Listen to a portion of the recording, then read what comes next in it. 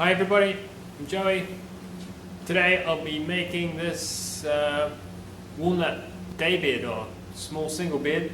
It's got some drawer storage underneath.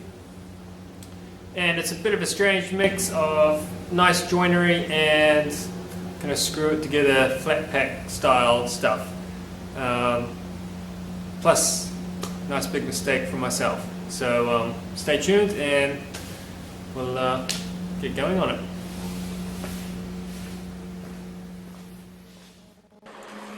So I had to start by dressing up all of the walnut, rough sawn walnut, and that always goes pretty easily. Next I had to rip down some of my walnut pieces for the bed frame, and it was good to use the new bandsaw for a job.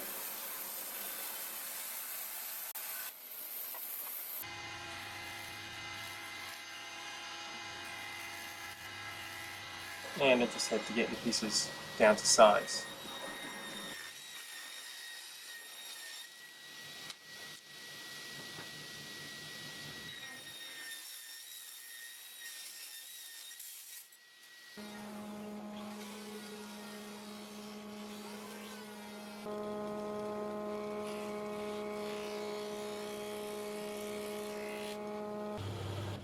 And I got to use the new drum sander.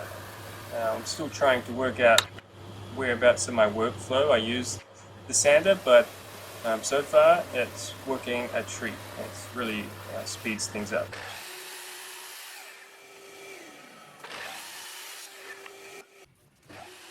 And I just mark out where the dominoes are going to go.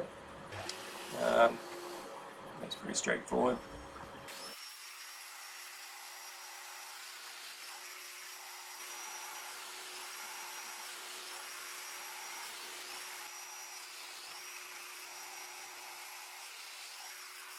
Right, so you can see I've got the footboard dominoes joined up, ready to go. So now I need to make the paneling to go on the inside. So I've got these 3 bits of walnut roughly cut to length, and now I've got to mill these up into some kind of paneling.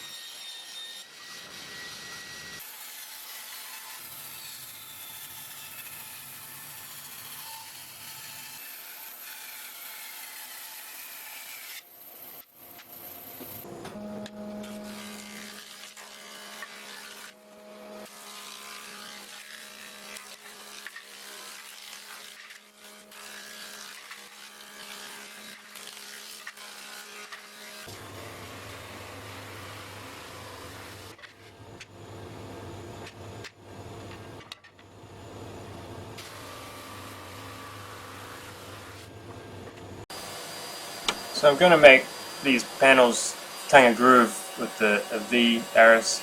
So first thing I'm doing is cutting a groove, and I have the great CMT router bit set that lets me make and arrange the router cutters on the spindle so I can make my own tongue and groove bit, which is really handy.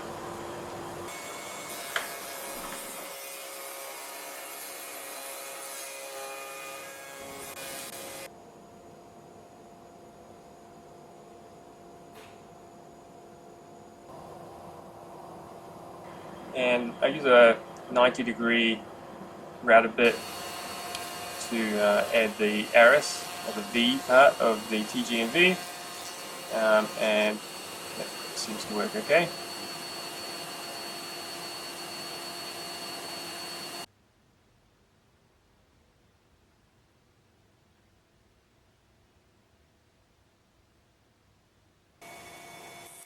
And again, I'm using my CMT router bits to cut the data to hold the TG&V paneling, and Just need to break out the little piece left over in the middle.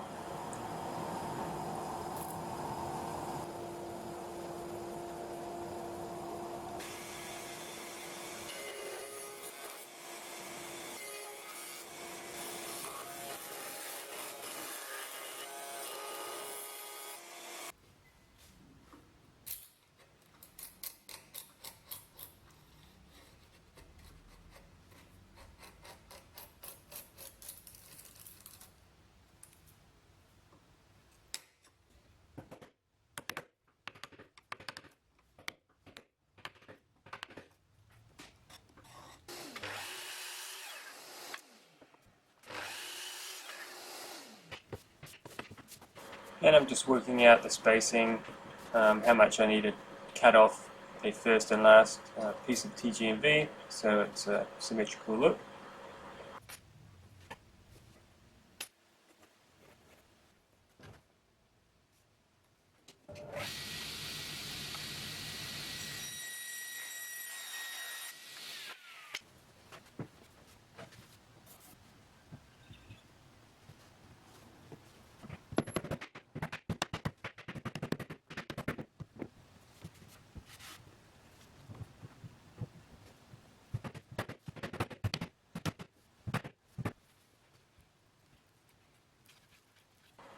I'm just mixing up my CRC epoxy. See, I'm adding some black epoxy. That's just in case something happens in glue up where I end up with a glue line that I wasn't expecting, and I'd rather have a black line on the walnut than an amber colored glue line popping somewhere.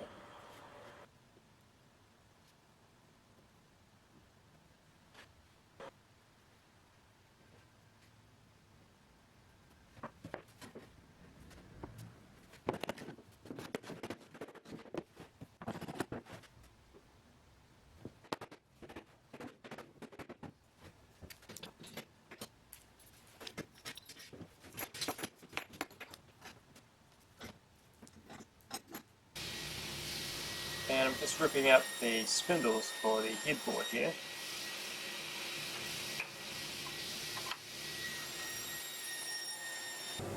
So this is roughly the spacings for the headboard, and looking at it now, I think these are looking a little bit chunky, so I think I'm going to rip these down so they're not so deep. The width is fine, I think, but this doesn't quite look right, so I'll take maybe 10 mil off the depth of these and then center it in the frame.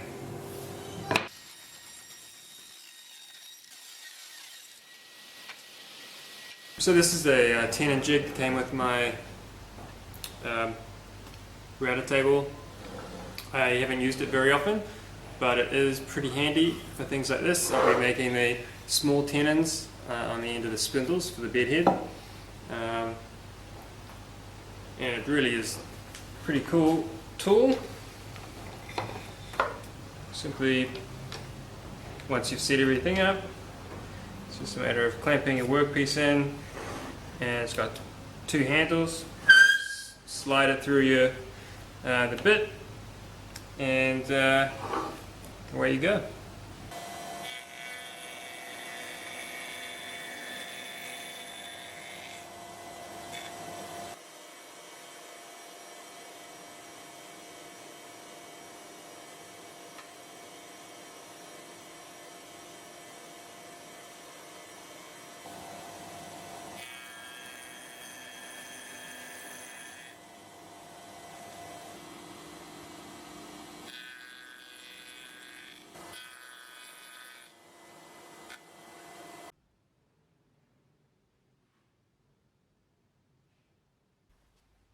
And I'm just laying out the actual spacings for the spindles, just with a one of the actual spindles and a spacer block.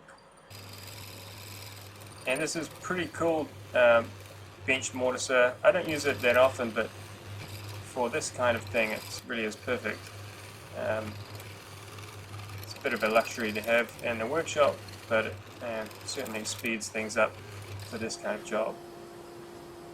and just attaching my extraction hose to my table. I've got a small downdraft table set up. It's not super efficient, but it works, or adds to some of the suction and dust removal in the workshop.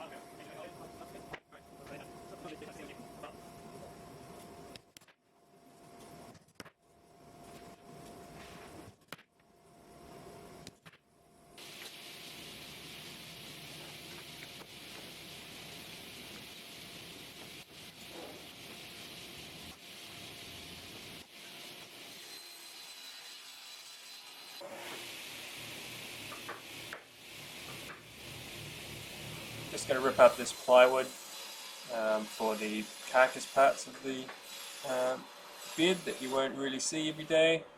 Apart from this top edge, which you see at the back where it meets the wall, and where the bed meets the wall. So I'm just going to add this walnut capping, and that way when you look down between the mattress and the wall, hopefully you'll see the piece of walnut instead of the plywood.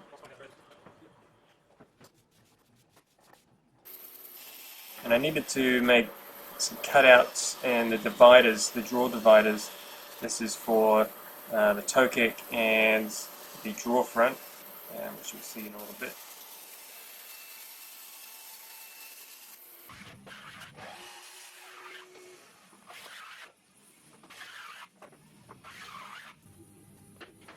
Now I'm using these quick release brackets for a lot of the connections in the bed, and that's just because this bed is going into a flat, and most likely it's going to be shifted around a few times, and the owner just wants something nice and simple that is not going to be too difficult to assemble.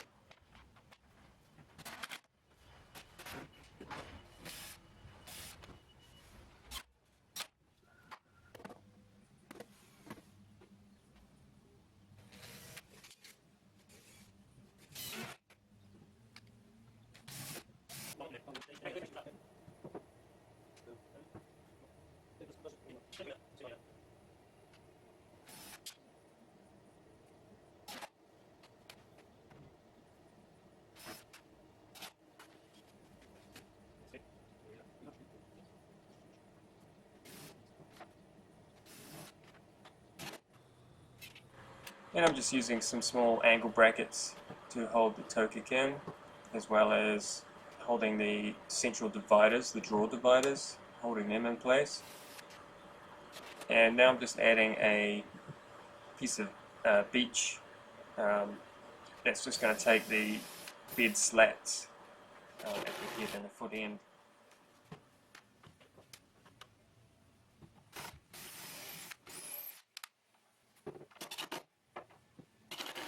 So I've realised I've made a bit of a major mistake on this, and this is the headboard. So I have to get a drawer, one of these drawer slides, just go sit in there and attach to something. And ideally, this rail would have been up there, but that's just an oversight in my planning, which is not really very good. So what I'm going to do is, I've already got these bits joined, doweled in, this piece doweled in because I can't get the domino in there, so that will sit in there. This piece will be dominoed into there, and then the brace, which I've already put on, taken off, that will go back on there, and these little blocks are going to screw to the back of that. The bed slats come down and sit on this. The mattress sits on top of that. And then now my drawer runner can sit in there, and I can screw through to these blocks, which is all a bit of a bugger.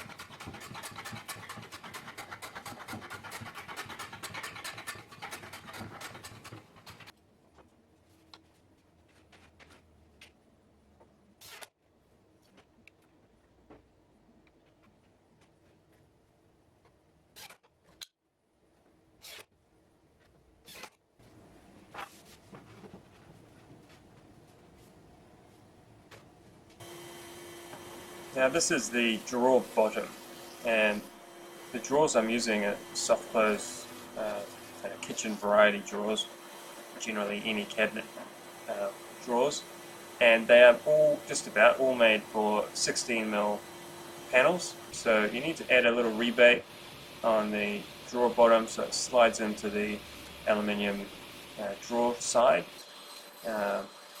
Which also means you can use 16mm screws and they're not going to pop out the top.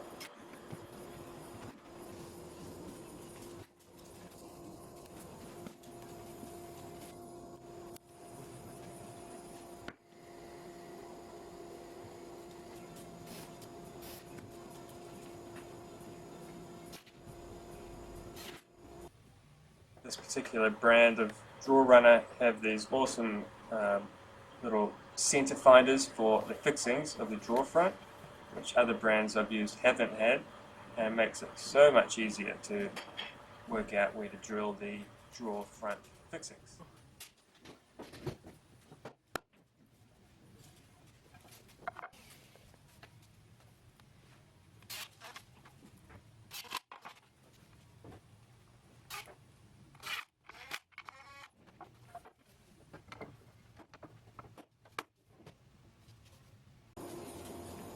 And again, there's a little jig which tells you right where to drill to put the gallery rail on, which is another great time saver.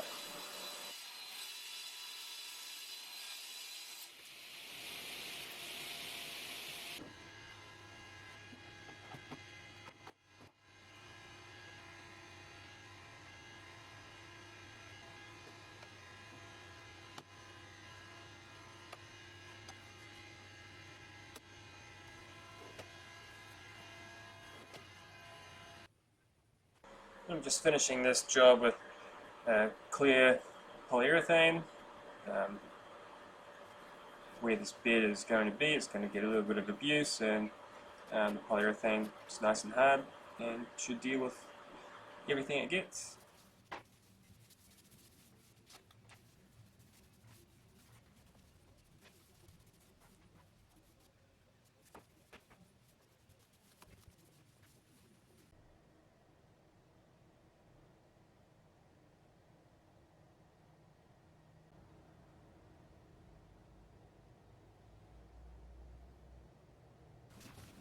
No, this bed is going to be permanently against the wall. I just didn't like the look of that stuff up I made, so I ripped down some scraps of walnut, and I just had enough to do this, and so I'm just pinning on the walnut strips, and it really transforms the head of the bed, makes it look much better. I should have done it like this right from the start.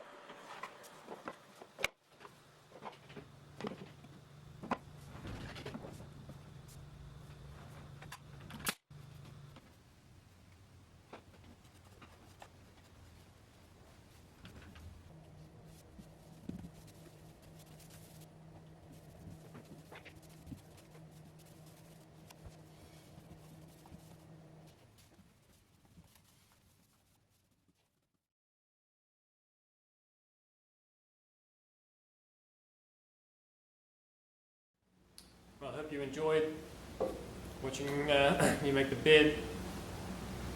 5 years ago, this month, August, I was diagnosed with bowel cancer, and I had ended up having 2 surgeries and 6 months of chemotherapy. And while I was sitting there, not able to do very much on chemo, I started watching a lot of YouTube. I started watching Frank Howarth, The Wood Whisperer, Duchesne Wolf, Furniture Makers, and it really inspired me to do what I am doing now, as I wasn't a furniture maker 5 years ago, full time anyway. I'm a 3rd generation woodworker, but my job before that was building with my dad, who was a builder and carpenter. And so that really pushed me, the whole experience pushed me into wanting to do what I do now, which is my dream job. And the inspiration from the YouTubers really is what inspired me to do my YouTube channel. And now I'm getting feedback from lots of viewers saying how inspirational my work is, and it's pretty amazing to be on the other side of the camera. And so I'd like to say thank you for supporting me, and anyone who's inspired by me. It just is amazing that what I'm doing is helping or inspirational at all. So thank you, everybody, and yeah, see you on the next show.